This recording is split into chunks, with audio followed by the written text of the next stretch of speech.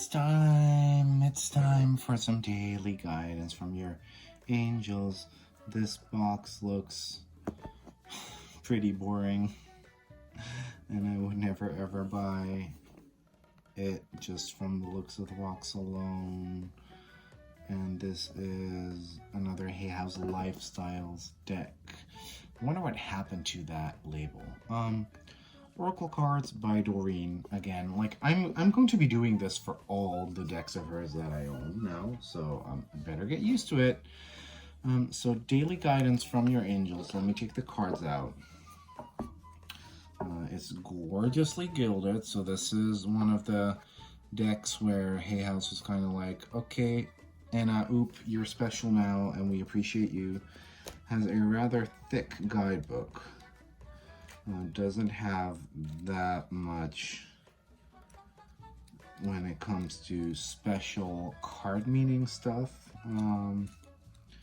It's very basic. There's no spreads. And this deck is very text heavy. So these Oracle cards by Doreen Virtue provide messages and reminders of your guardian angel's steady and loving presence.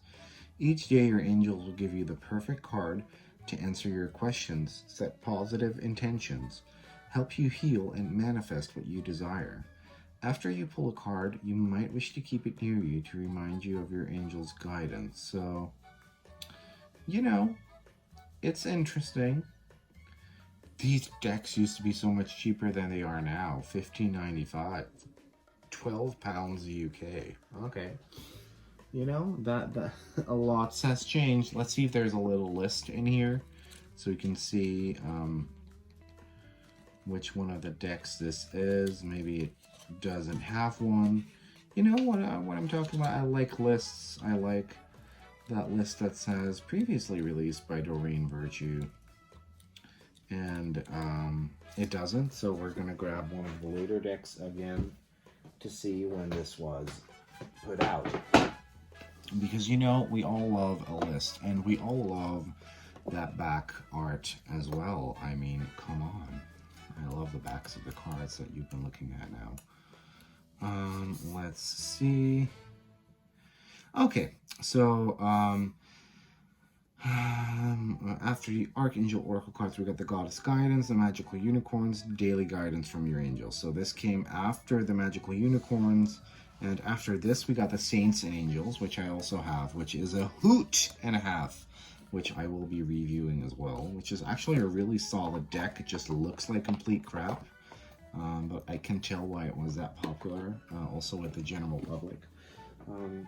This is basically this deck I have looked at, because we do still have Dutch versions over at the Metaphysical store. This deck is quintessentially how I always viewed Doreen Virtue decks, and why I thought people using her decks were kind of dumb. And that's because they're probably the most text heavy out of them all. And the illustrations also look a little bit, from what I've seen, look a little bit, you know, like something that wouldn't necessarily appeal to a younger person, but would more or less appeal to an elderly lady. For example, the messages from your angels felt, although it was a hot mess graphic design wise, felt kind of hip. This feels kind of old. But there's nothing wrong with that. It's just an observation. Let your past go. New partner. I'm not going to be reading all the paragraphs of text, but this is a lot of text. Like almost half the card is text. Law of attraction. And as you can see, all these illustrations look a little bit older. You know, like they look a little bit like something your grandma might love, you know, not necessarily something you might love. Change in direction. Go for it. Now, this is a little bit more hip, but in a mommy type of way. Have confidence. you know, getting kind of Disney vibes there. Ground yourself. This illustrator is good. I have seen her illustrate for Doreen before. Relationship. Gotta have that relationship card in it. Opportunity to forgive. This must have been an Australian artist. I think this is that Eileen again. I really don't like her work. This one's cute-ish though. Play. Okay, this is god awful. This card is god awful. I do like the color scheme. So graphic design wise, like I said, after the first couple of decks, it seems like Hay House kind of found their footing with how to treat Doreen's decks when it comes to graphic design. I think this is a disgusting card though. Cupid, oh, of course, more love. Okay. Yeah, don't like that either. Oh, life purpose. I do love that. That's pretty cool. This kind of has a Studio Ghibli kind of feel, almost, but not quite. Be honest with yourself. Okay, that's cute. So these are definitely, I think, you know, you could, once again, like I found this with a lot of her decks, you could just use the title, but these were definitely designed to be kind of a card pull of the day, put it near your desk or workstation to look at every now and then, almost like saint cards or prayer cards. Blessing in disguise. Cleanse and detoxify. So we don't really get any explanations on the guidebook as to why certain images were chosen, but they are mostly very pretty, albeit a bit mommy, daddy, grandma, grandpa-esque. Daydream. It's all very Grecian, very classic, very Renaissance type of art. And then Eileen. I have to check if this is my Queen Eileen that's tempering with the quality of this deck again. Eileen. She was working with a lot of the same artists back then. I hope they got some good money off of it because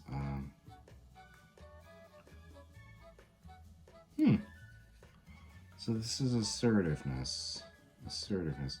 Oh no, this is Audrey L. Arena. So this is another one that kind of has that style. Looks kind of similar to Eileen, but focus on service. This one's pretty cute, you know. Ask. I do like this one a lot. This kind of looks like that Indigo Angel Oracle that I already reviewed on my channel. Joy, that's kind of cute as well. Release and Surrender. I adore this. This must have been Mary's Michael George. Once again, I adore his artwork. His style is also kind of very Renaissance-esque. But for some reason, there's this ethereal feel to it. Oh, I'm yawning. Sorry. That I really love. Heart Chakra. This is cute, I guess. The Ocean. Not bad. Is that a picture with an illustration superimposed over it? Or am I seeing things here? Could be both, but it totally looks like a picture. Wedding. Of course we gotta have a wedding card in there. I can see why they hired Kyle Gray now. They really are trying to mold him into kind of being the next her, but I don't really think that that's what is going to happen. Yeah. Entrepreneur. Okay. Cute. Family. I really want to do a video in a completely different accent. I could try being more southern. I know I have a lot of friends from the south. Family. So I'm gonna try to be more southern. Shower of abundance. Because these cards are dark-sided. Shower of abundance. This is actually the back design. This is another one by Mary's Michael. I can totally tell why she held on to him. Child. Oh, I'm already losing the accent. I kind of want to read one of the messages at the end in an accent, though. That sounds like fun. Perfect timing. And most of the decks that we did, bar the Romance Angels one, and, Um, the magical messages from the fairies was cute, but wasn't that well constructed. So apart from those two, you know, all of the decks are really, really solid, but like there are a lot of repeating themes and topics. And, like, I mean, I was actually just thinking it's been a year since I did my last original Oracle deck that I created myself.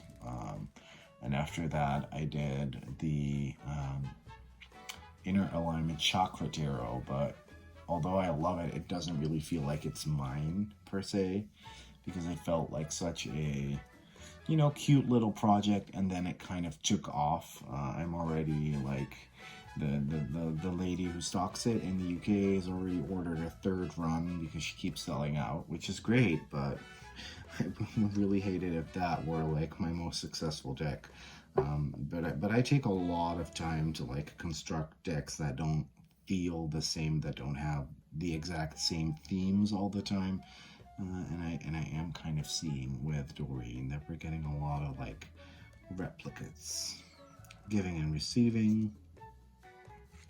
Although as a set on its own, it's very usable. It's very good. Time to go, like especially I feel like, especially in the beginning phases, there was definitely kind of that sense of it was never really hard-hitting topics, but we did kind of get, like this one, Time to Go, more, a little bit more intensity, a little bit more rawness to it, which I like. Time to Go, Listen. I like that one. That's cool artwork. Creative Project.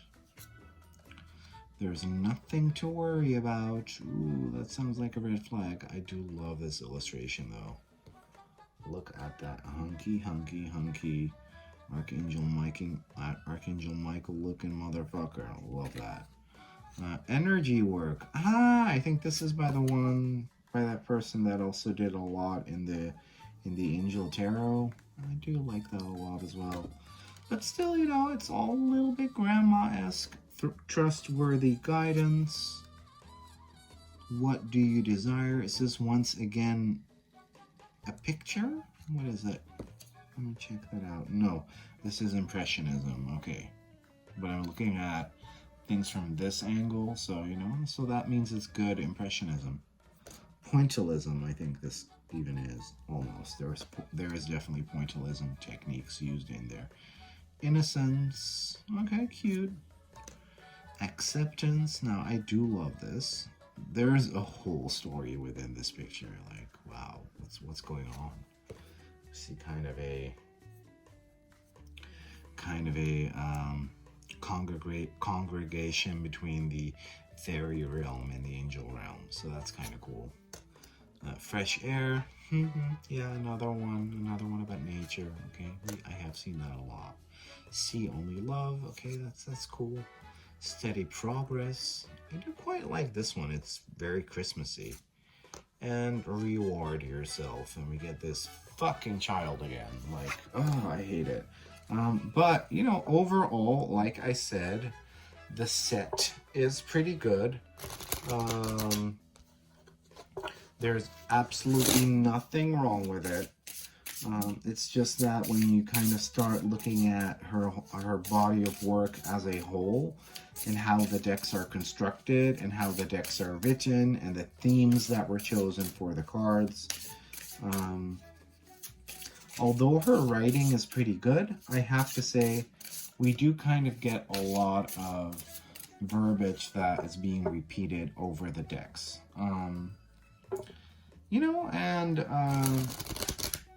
Considering this was